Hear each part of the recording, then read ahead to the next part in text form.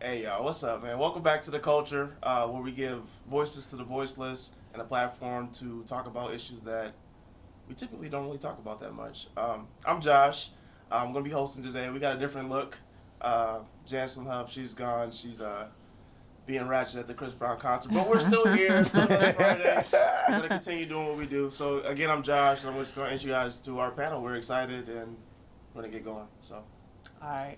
What's up? My name's Nadilyah. I'm usually behind the camera, but we ain't here today. Hey, We're here today. I'm Monae. I'm back for episode 2, so I'm excited to be here. Hey, what's good, everybody? I'm Jarron, and I'm back for season 2 of The Culture.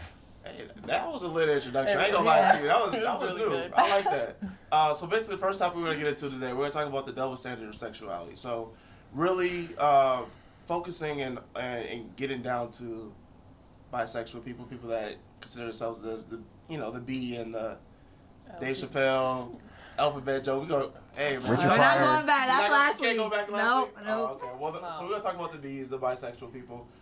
Basically, we're gonna talk about the double standard, right? So, especially in our communities, we look at it different from men and women, and we're just gonna talk about the binary today. But for women, we are more accepting and we allow them to be more fluid with their sexuality. And for black men, it's not really a thing that we talk about, accept, or even like respect in our community. So let's go ahead and open up the conversation. Go ahead, Nadilyah, go ahead. Get us going. I'd say that it's just different because I think society makes black men perform masculinity so much more than other men. So it's like, if you're bisexual, it's like you're only homosexual, you're gay, which isn't true because the bi means 2 or more. And I think when it comes to like women, they get more freedom because it's just like fetishization versus hypermasculinity. It's not like we're more accepting. It's just like 2 women being together is seen as more attractive or sexualized. So I don't know. I don't get it though. If you buy, you buy. Right. All right. I don't know. This one is kind of tough for me. I kind of think it is like how you said, there's, the double standard for sure. And I think that you should just love who you love and be with who you want to be with, So for me, I like to only speak from my experiences. So I love men, but I don't consider myself bisexual even if I've been with women. So I don't know. Cause like I don't ever see myself being with a woman. It was kind of like a fetish, I had to, it's like I fetishize it, I guess. And then now I just feel like, I'm not bisexual, but. So I think that's the difference is that like when we think about being bisexual, I feel like, I think it might be somewhat of a fetish too. So I do think that. I think that a lot of times people forget that there's a sexual aspect and there's the emotional aspect. I mean, you could be sexually attracted to somebody but not have that emotional capability to love somebody. And I feel like a lot of times that's one thing that we don't see a lot and we don't teach people that. And I get frustrated when people say like, okay, just because he likes guys and girls, oh, he's gay. Like, no, there's more to it. You gotta factor in the fact that, he has that connection with that person. Oh, yeah. I agree with that. That's a good way to say it, yeah. Like, when people think of someone who's not straight, like they're queer, they automatically go to sexuality. Like, that's who you like to have sex with. But, like, straight people fall in love. So, clue it in. Queer people fall in love. It's just, it don't make no sense. It's not right. I wanted to bring up one thing. So, on, I believe, the first season of Insecure, they had a discussion about this. So, really, you remember that episode? Yes. Yeah. So they basically, just to kind of summarize it, there was a guy who was straight, but he had an interaction with another male. He was just testing it out, and he found out that he wasn't gay from that interaction. He told his girlfriend that, and they had like a big discussion. They broke up. Yeah, They broke up. because Yeah. of that. What do you guys think about men testing out, with their sexuality? Like, does that automatically make them gay, or like, how do you guys? I think sexuality should have no barriers. I feel like if you feel attracted enough to somebody or you feel like you want to experience something that you've never had, go ahead and do it. If it works for you, it works for you. If it doesn't, it doesn't. For me, Nobody should judge you whatsoever. For me, I don't think I like it. Maybe I'm an insecure woman, but I would never be able to be with a man that was with another man, because I just kind of feel like there is something that they clearly have that I don't. So it's like I'm always going to be thinking, like, if a man walks past, like, oh, like, are you checking out that guy? Like I'm always going to, and that's me being an insecure woman. But so, then and I understand that's my There's some men that feel a certain kind of way about women doing the same thing. Exactly. So, exactly. It's a lot of just homophobia. Let's be straight. Like, if you feel as if, like, this person who's clearly attracted to you, who wants to be with you, and you're threatened by their attraction to other people that aren't of a different gender, that's homophobia. It is. And it's just, like, something you need to look into, because if you're fine with him, like, checking out other women, that's something you're comfortable with.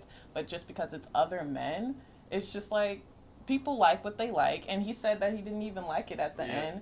And you should be free to experiment, because that's your life. I think homophobia is a layer to it, but I think, like, just the way we view masculinity is another layer. So, like, if you're a man, like, I think people realize, like, we don't really take into account, like, how much of a dyad the social construct on masculinity is. Like, obviously, men, we hyper perform it. We have our own set rules or whatever customs to masculinity, but also we have women that perpetuate it and reestablish and reinforce those guidelines. So I think that conversation, I really appreciated that it was a bunch of women having that conversation, because I think when we have a man that had an interaction like that, we view him as less of a man. So I think that also goes into it as well. That's true. We don't really talk about, like, women perpetuating masculinity and homophobia. Yes. We should do, because we all consume it when we're growing up and we see it on TV, Right. and then we reinforce it. Mm-hmm. So, Monae, how does that make you feel after we had that? I don't think that I'm homophobic at all. I mean, I think, like, I understand that. So it's just a pure jealousy thing. Yeah, for me, like, I just definitely feel insecure about it. Like, I just couldn't be with somebody that has been with a man. Just, I don't have that part. Like, so it's just like, even if you didn't like it or you did like it, I just think that you could always potentially go there, and then if you were to go there, then. But if he likes you, he like you. That's not. Like, that's not fair to him. You're fine. Because like, obviously he picked you for a reason. Yeah, he picked you for a reason. So, it's an insecurity aspect. It's not that he picked me for a reason. It's like we're choosing to be together, and I feel like with honesty and with getting into a relationship, you should know who you are getting into a relationship with. And it's like, I know a lot of men who have not been with other men. How do you know that? Yeah, because you never know. That's true. You never know. There's a lot of them out there. You Car never facts. know. So wait, have you been with another man? How do you know I that? personally am not, but I mean, I could just be lying. Like, I have. no one ever. There's no like. Yeah. You don't have to go down to the DMV every time you have a sexual partner That's and get like true. a record. It's not like a car. I mean, Right. Anybody can lie about it. That's true. That's true. Yeah, anybody can. I've dated bisexual men. Really? Yeah. I'm They're bisexual great. myself, so this is like firsthand. Yeah. Real life experience. It's an insecurity for me. So, like I said, call me insecure if you want. I don't think that I'm It's homophobic different. though. Yeah. I don't know. Man, I think this is a good topic. I think It's hard. It's tough. we might have to have like a part 2 or something. We Yes, gotta yes. have part 2 to this. And it might be bad because, like, I've also, I have been with women. So I guess, but for me, it was not that I was actually attracted to the woman, like, through her mind. I just, So basically, that's just curiosity. That's all Yeah, it is. I was curious, and, like, I was curious, and There's nothing wrong with that. yeah, I just leave it at that, and I leave it at that. Look, y'all, we got to wrap it up. It was a fire block, though. I like that. But Yeah. next, we're going to come back. We're going to talk about disciplining your children. But don't go anywhere.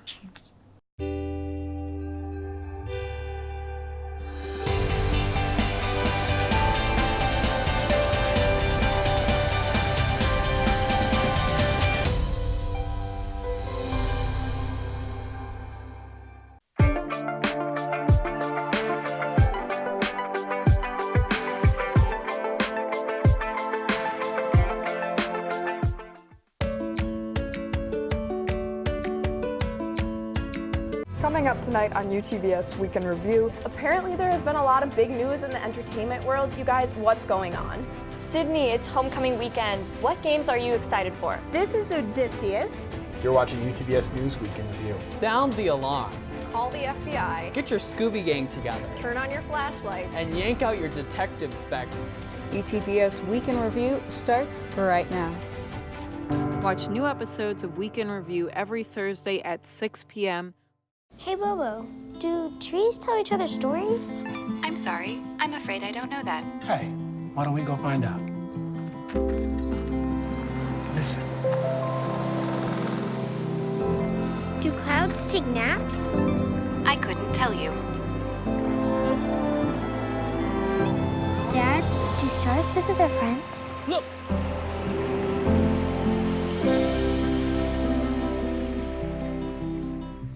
Hey, what's good, y'all? Thank y'all for sticking with us. Right now, we're gonna just hop right into it. So a lot of us, especially the Black community, we all can. It's kind of sad to say, but we can kind of bond off of the way that we got disciplined as children. Typically, more specifically, with beatings, whoopings, and just physical discipline from our parents or whoever our guardians is, whether it's a grandma or aunt or whatever.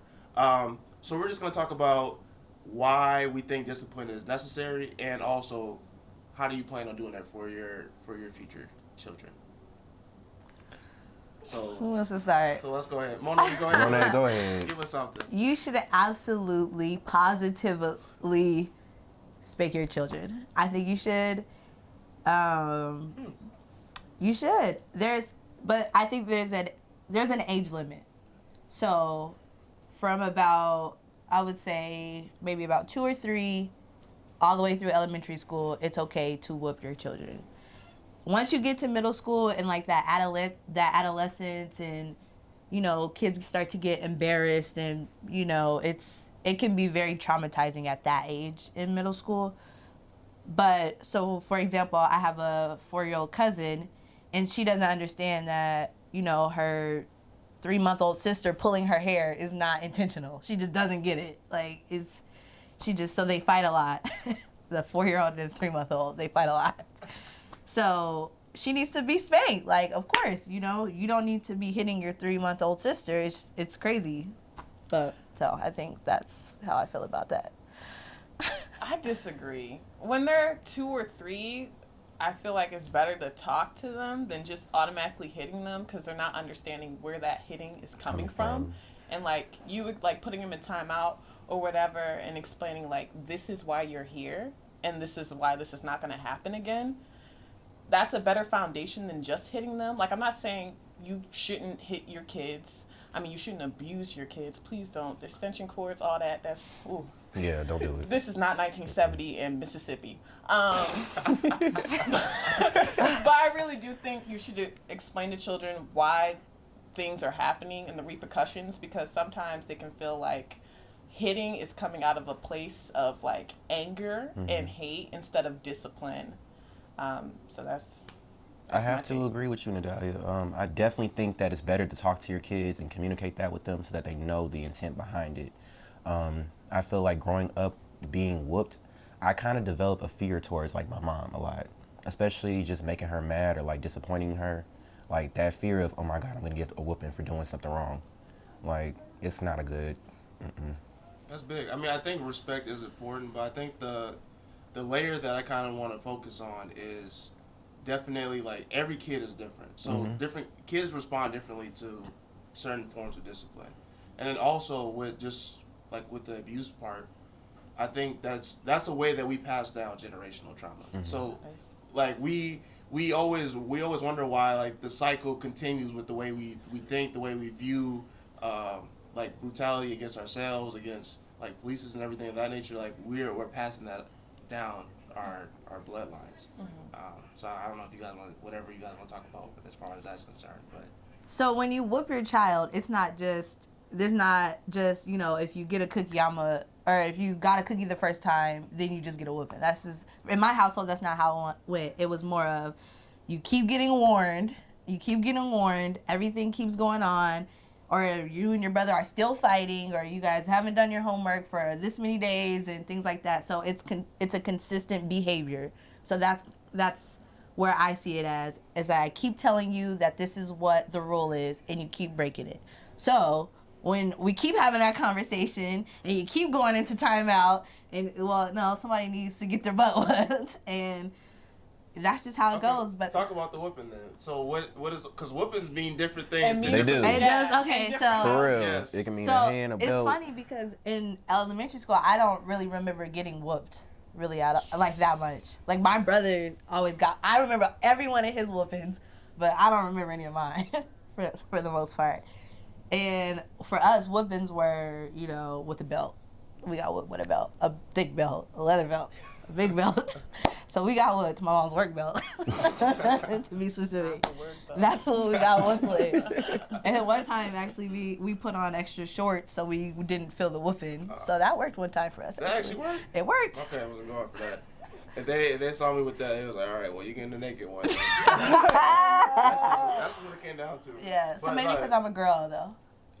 I don't know. It depends on the parents. Because I know my sister got her fair share of whoopings with switches, too, just like the rest of us. So, Oh my God. hey. I It turned out good, but I didn't start getting like beat until like middle school, high school, and that's when it turned like pretty physical. And that's why I feel like that's like a big no for me. Like I'm not with parents like lining it up with their kids at all. I have nothing more to say. so do you guys are you guys going to whoop your kids? Yes. I want to whip other people's kids. If they do something dangerous that's life-threatening, yes. But if it's something that can be talked about, talk around, we can figure it out together.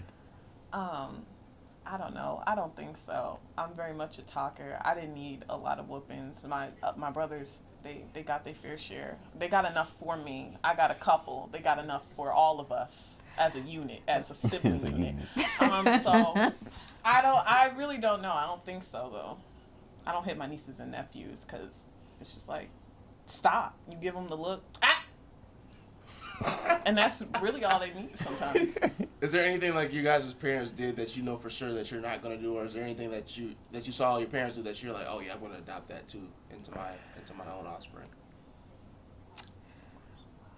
I think we're gonna hurt a lot of people's feelings, a lot of parents' feelings out here if you talk about that. Hey, don't share the link with them.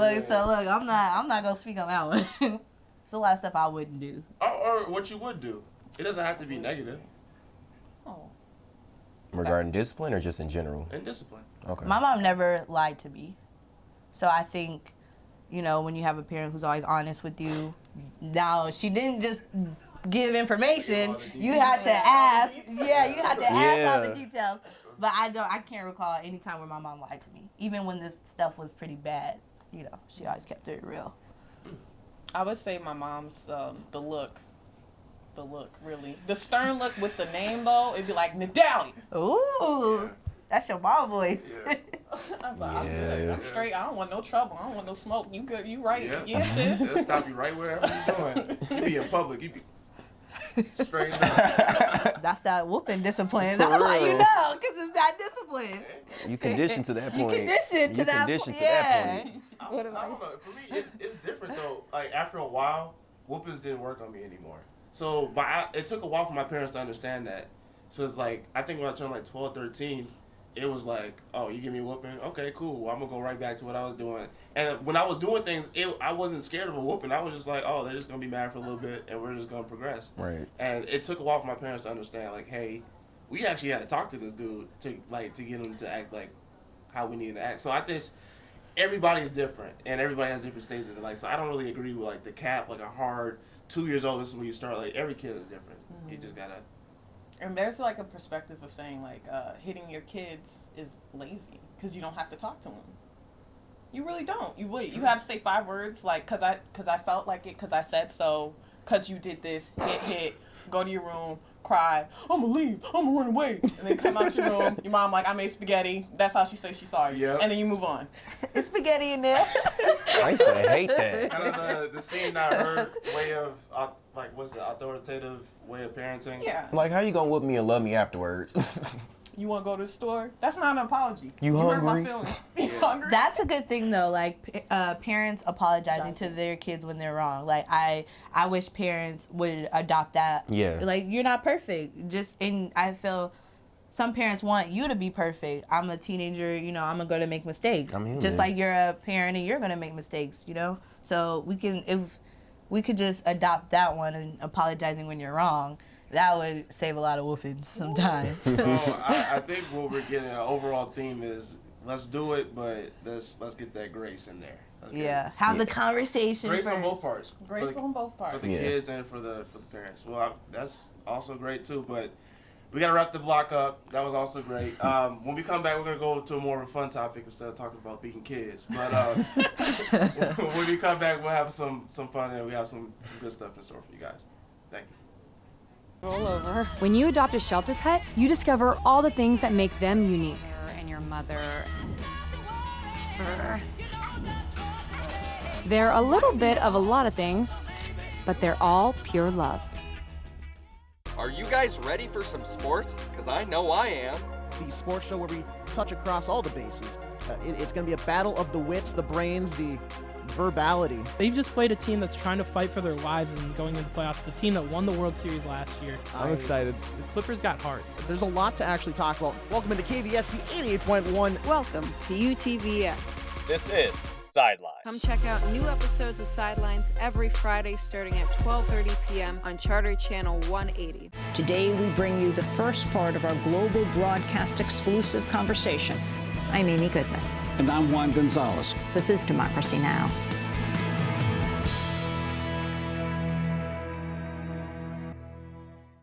I'm Colonel Matt Langer, Chief of the Minnesota State Patrol.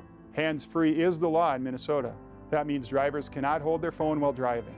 The law will help protect innocent drivers like Megan Geltz. Megan's car crash happened on February 29th, 2016.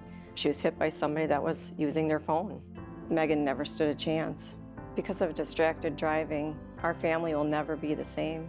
Help us make Minnesota roads safer. Learn the law at handsfreemn.org. All right, y'all. Thank y'all for sticking with us, coming back for the Culture for the Last Block. We're going to have some fun now. On social media, there's a lot of memes, pictures, everything of One's Gotta Go. So they do it with like sports figures, artists, actors, movies. So we got to do our own little game here. So what we're going to do for R&B current people right now, One's Gotta Go between her, Ari Lennox, Kehlani, and SZA. Jarron, we're going to start with you. Ari. Ari Lennox, you gotta go. Ari gotta go. He said it with his chest. Ari gotta go.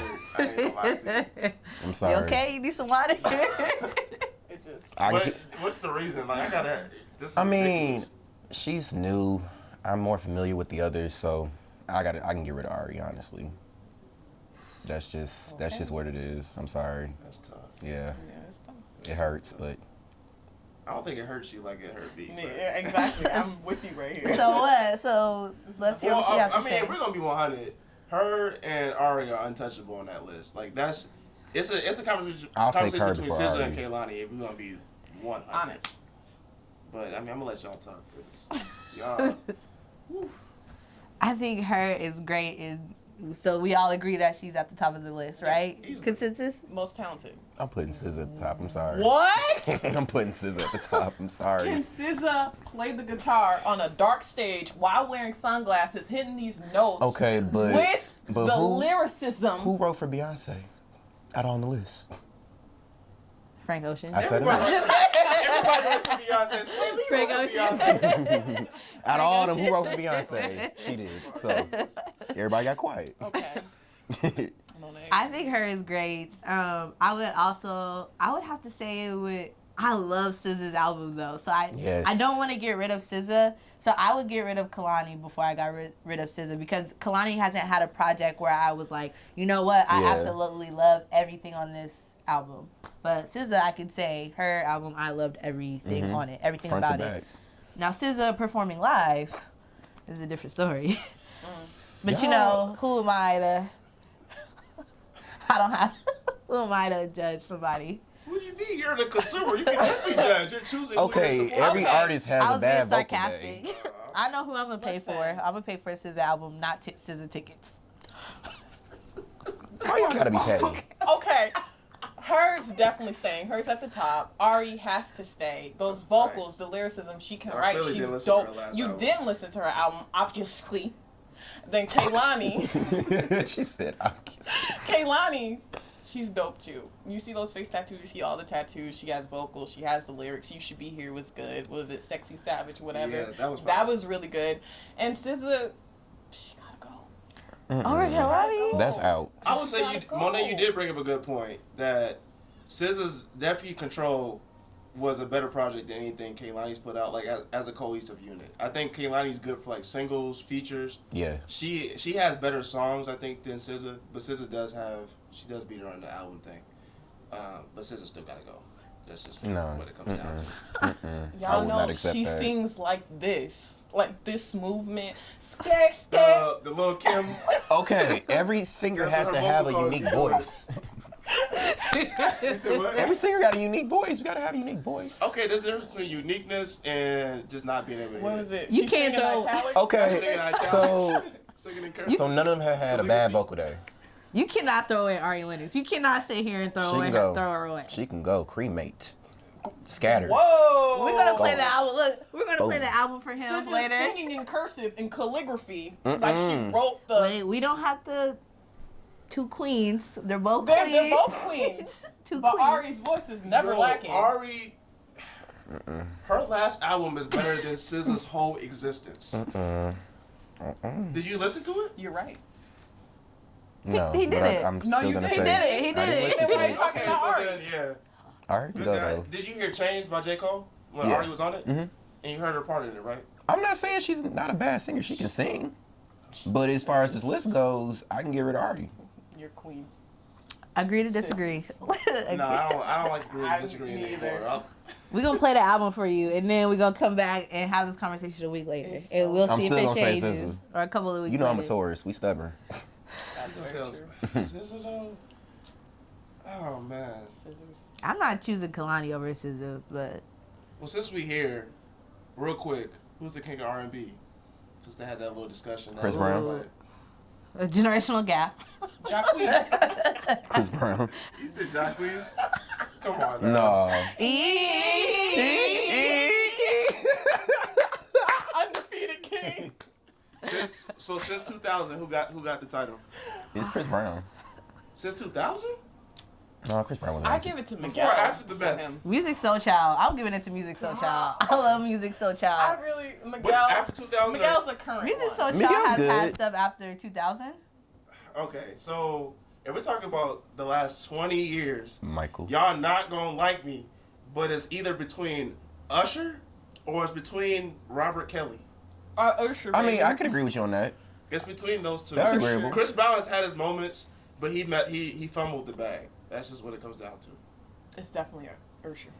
Usher, Confessions. I was listening to Confessions. Confessions Part 2. And that's just the mood. I'm sorry. All right. But that's all we got for today. Obviously, we have different music tastes. Yeah, but it's okay. We still gotta listen to Ari Lennox album, I guess. And you know what's crazy? I know the viewers out here. I know they've listened to it. It's so good. And they're cringing right now listening to your take on Ari Lennox. You know what? It's okay. It's okay. Everything's good. You gonna eat it? Okay. He gonna, yeah. I'll take the L. Cool. Okay. Well, thank you guys for watching and tuning in for another episode of The Culture. We'll be back next week. Yeah, we had some fun today. We did. Yeah. Yes. I'm happy. So, till next time.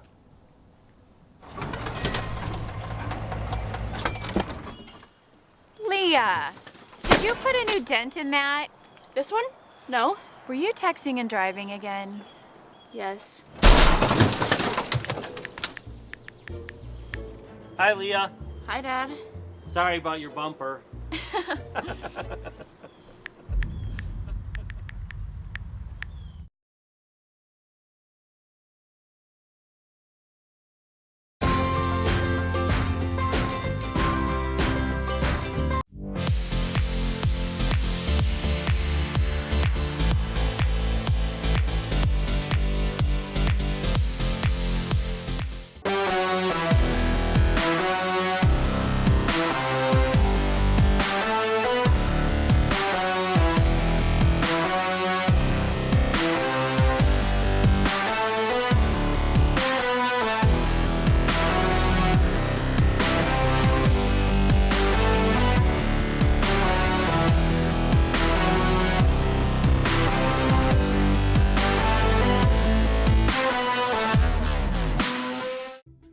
Nobody likes an awkward silence, but you can actually use it for something good. You haven't really been yourself lately. Are you okay? Find out how you can help a friend with their mental health at seizetheawkward.org.